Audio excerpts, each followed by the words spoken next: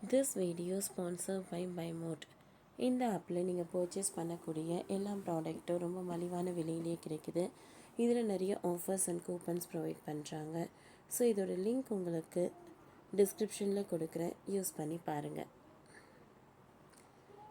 LOCயில் பாகிஸ்தான் அடாவடி.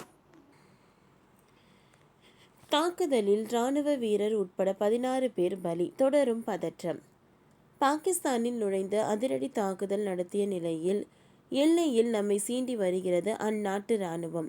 நம் நாட்டுக்கும் பாகிஸ்தானுக்கும் இடையே எல்லை கட்டுப்பாட்டில் பாகிஸ்தான் அத்துமீறி நடத்தி தாக்குதலில் இராணுவ வீரர் உட்பட 16 பேர் பலியாகியுள்ளனர். பல்காம் தாக்குதலுக்கு பதிலடியாக இன்று நம் நாடு பாகிஸ்தானுக்கு பதிலடி கொடுத்தது.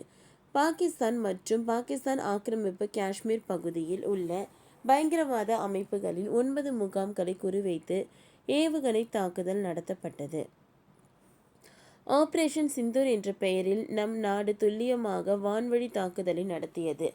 அந்த தாக்குதலில் மொத்தம் 70 பயங்கரவாதிகள் கொல்லப்பட்டுள்ளனர்.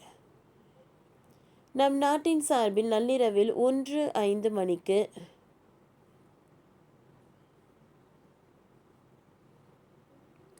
முதல் 1:30 மணி வரை 25 நிமிடத்தில் இந்த தாக்குதல் நடத்தப்பட்டது.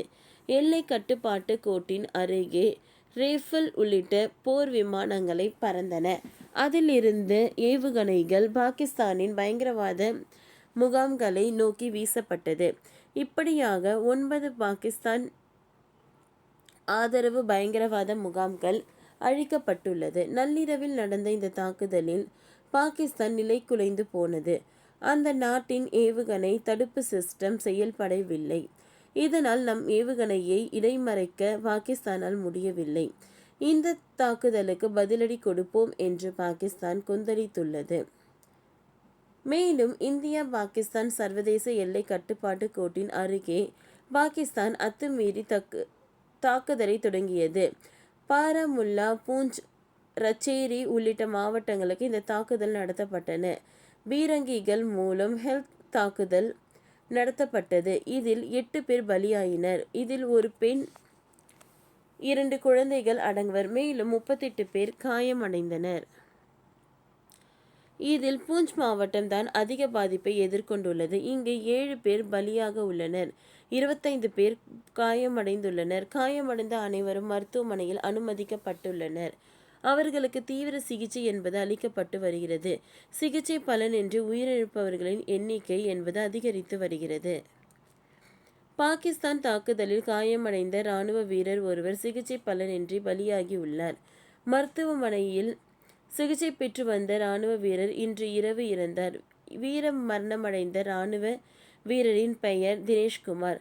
அவருக்கு வயது 32. ஹரியானா மாநிலம் பல்வால் மாவட்டத்தை சேர்ந்தவர் என்று தெரிவிக்கப்பட்டுள்ளது. இவர் 5வது ஜெர்மன் பிரிவை சேர்ந்தவர் என்பது தெரியவந்துள்ளது.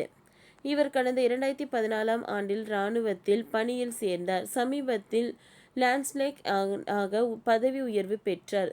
ஜம்மு காஷ்மீரின் பூஞ்ச் மாவட்டம் பணியாற்றி வந்த நிலையில் பாகிஸ்தானின் தாக்குதலில் பலியாகி உள்ளார். இந்த தாக்குதலில் இதுவரை ஒரு இராணுவ வீரர், 15 பொதுமக்கள் என மொத்தம் 16 பேர் பலியாகி உள்ளனர்.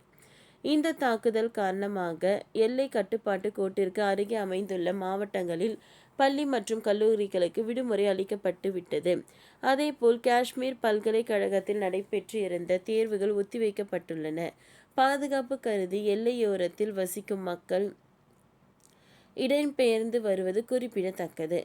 ஓகே ஃப்ரெண்ட்ஸ், இந்த வீடியோ உங்களுக்கு யூஸ்ஃபுல்லாக இருந்ததுன்னா லைக் பண்ணுங்கள், ஷேர் பண்ணுங்கள், சப்ஸ்கிரைப் பண்ணுங்கள். தேங்க்யூ.